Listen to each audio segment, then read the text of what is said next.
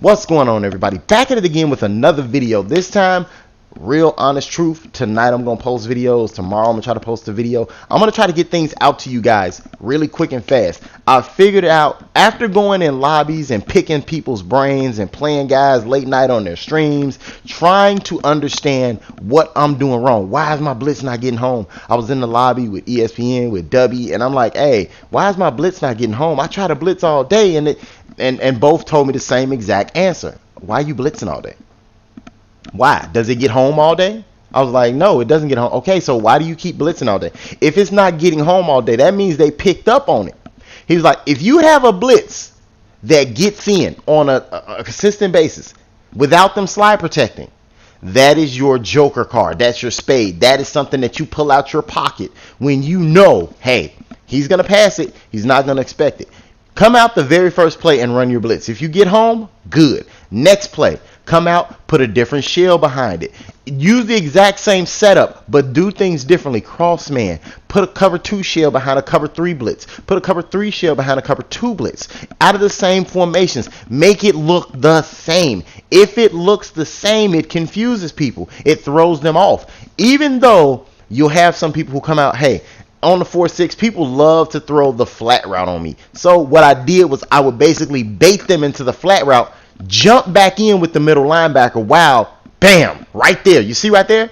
I baited him into throwing it. So he threw the crossing route, expecting that guy to be gone, but instead I had another man invert or outvert. The blue zone goes to the opposite side. So it was kind of like after I made all my setups, it turned into a cover 6 out of a 4-6, something you rarely see. So when that happened, he was confused why that guy was sitting there. But at the end of the day, when you have pressure in your face, you're going to throw it. You don't want to get sacked because for some reason, no one understands that, hey, I'd rather take the sack than take the interception, because 90% of the time, you guys, if you get sacked, you're not gonna fumble. How many people have fumbled with their quarterbacks this year? How many people have fumbled with the quarterback other than running? Nobody. Unless you run, you're not going to fumble.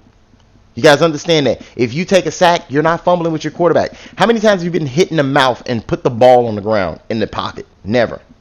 It's just like when they first introduced QB option, the quarterback never fumbled if he kept the ball. Now the quarterback never fumbles if he's in the pocket. You have to legitimately go back there with your user and try to strip the quarterback. You have a higher chance of making him fumble. But that's a story for another time. Now, passive blitzing information.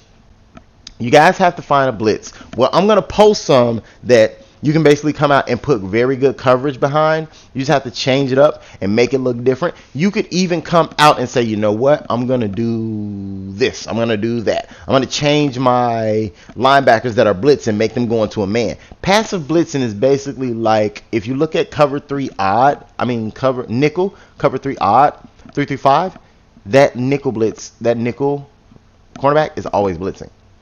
He gets glitchy.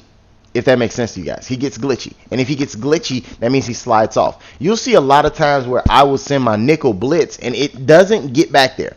Well, this was my biggest issue. And since I've caught on to what W's saying about passive blitzing, I've understood, okay, I can't make the stupid mistakes of going out there and constantly trying to get this off. I have to make a smarter decision and be like, okay, I'm going to do this, I'm going to do that, I'm going to do this, I'm going to do that, I'm going to flip this up, I'm going to change this up, I'm going to put this right here. Does it make sense that you guys have to have a screamer that gets home, but you also have to have a screamer that you can put decent coverage behind? I think that makes sense. I think our biggest issue is that we've gotten so used to the blitz coming in nonstop that when we do, bam, right here. You see how he sent pressure? He's sitting back there doing that every play. He was sitting back doing that every play. Now, take boom again. What's going to happen is you're going to start catching on to that. If you put perfect coverage behind some, my bad, my headset freaked up right there. But like I was saying, perfect coverage, different coverages. Look at how right there he came in. That's Anthony Barr. I flipped the play, picked something different, went to fight. Look at him again. He slid back there, different coverage and everything. He's expecting me to do the cover 3 shell, but at that time the cover 3 shell didn't come up. It was the cover 6 shell. He wanted the cover 6 shell because if he'd have went up that seam, he'd have had an open man. But guess what? It was a cover 3 shell. So then my outside corner was able to slide in and get him. Does that make sense to you guys? That you honestly have to switch up your gameplay. You have to switch up your seams. You have to do things differently this year. The patch took away everything that we had that I like to call a screamer.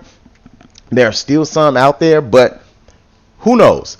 And next, I have a video of a manual blitzer that I played. Now, a lot of you guys are probably running into manual blitzers. If you're running into manual blitzers, block your running back, slide to where the running back is blocking. Does that make sense? Block your running back, slide to the opposite side, he'll pick him up. You guys have a good one. Catch you next time.